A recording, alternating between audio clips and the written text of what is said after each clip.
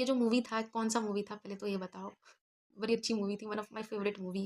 Right in the comment section कौन-कौन ये देखा हुआ है, ठीक है? अब इस मूवी में ये जो दिखाया गया, ये था ईसीजी। सुना होगा, बहुत को आता है ईसीजी, ठीक है? लेकिन ये नहीं किसी को पता होगा ये इलेक्ट्रोकार्डियोग्राफ होता है या इलेक्ट्रोकार्डियोग्राम होता है। दोनों में से ये है क्या? तो इसी को हम क्लियर करते हैं।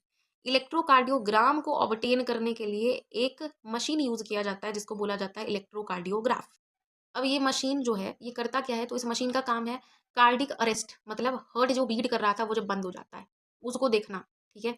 तो कार्डिक अरेस्ट के टाइम पे होता है ये, जनरली देखने को मिलता है ये मशीन। इस वाले मूवी के सीन में कार्डिक अरेस्ट को ही देखा जा रहा था, हार्ट बीट करना बंद हुआ है कि नहीं हुआ है, ठीक है? तो कार्डिक अरेस्ट को देखा जाता है, पी पी पी पी बोलता है ये मशीन। ठीक है? इसमें अब होता क्या है, अब ईसीजी जो है वो एक ग्राफिकल रिप्रेजेंटेशन होता है हार्ट के इलेक्ट्रिकल सिग्नल्स जो होते हैं कार्डिक साइकिल के टाइम पे, इलेक्ट्रिकल सिग्नल्स जो होते हैं हार्ट के उसको देखने के लिए एक ग्राफिकल रिप्रेजेंटेशन होता है ईसीजी। इसमें 3 लीड्स होते हैं। एक लीड इस रिस्ट पे कनेक्ट होगा, एक लीड को इस रिस्ट पे इस मशीन में कनेक्ट किया जाता है, एक लीड को इस रिस्ट पे कनेक्ट किया जाता है, 2 लीड यहाँ कनेक्ट हुए और एक लीड को एंकल में कनेक्ट कर दिया जाता है।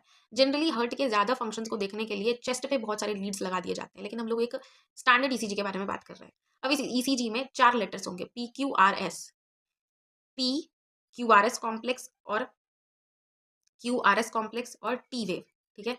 5 लेटर्स होते हैं, PQRST, P wave, QRS complex और टी वेव, ये 3 होता है।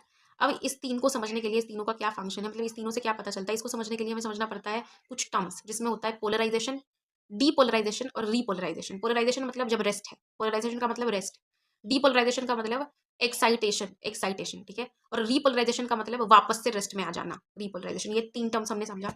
तो अब जो पी है, पी वाला वेव, वो क्या करवाता है, वो क्या रिप्रेजेंट करता है, ये पी वेव रिप्रेजेंट करता है एक्साइटेशन ऑफ एट्रिया, एट्रिया का एक्साइटेशन, मतलब डीपोलराइजेशन ऑफ एट्रिया, जिसका मतलब है एट्रिया का कॉन्ट्रैक्शन, ठीक है? अब क्यूआरएस जो है वो वेव, क्यूआरएस कॉम्प्लेक्स जो है ये क्या करवाता है, ये क्यूआरएस कॉम्प्लेक्स करवाता है, ये बताता है वेंट्रिकल्स का कॉन्ट्रैक्शन, मतलब डीपोलराइजेशन ऑफ वेंट्रिकल्स, मतलब एक्साइटेशन ऑफ वेंट्रिकल्स, सब एक ही है। एक्साइटेशन ऑफ वेंट्रिकल्स जिसका मतलब डीपोलराइजेशन ऑफ वेंट्रिकल, जिसका मतलब कॉन्ट्रैक्शन ऑफ वेंट्रिकल हुआ, ठीक है? ये हुआ। और जो लास्ट टी वेव बचा, ये क्या किया, इस टी वेव ने करवाया रीपोलराइजेशन, मतलब रेस्ट पे वापस से आ गया, ठीक है? रीपोलराइजेशन करवाया और वापस से रेस्ट में आ गया, और यही एंड करता है किसको, सिस्टोल को।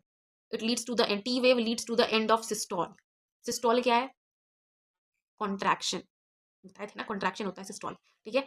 तो कुछ टर्म्स होते हैं वो हमेशा कंफ्यूजन देते हैं, जैसे पोलराइजेशन बोला हमने, डीपोलराइजेशन बोला, इसका मतलब पूरा क्लियर रखो, बस बड़ी आसानी से ये समझ आ जाएगी ईसीजी।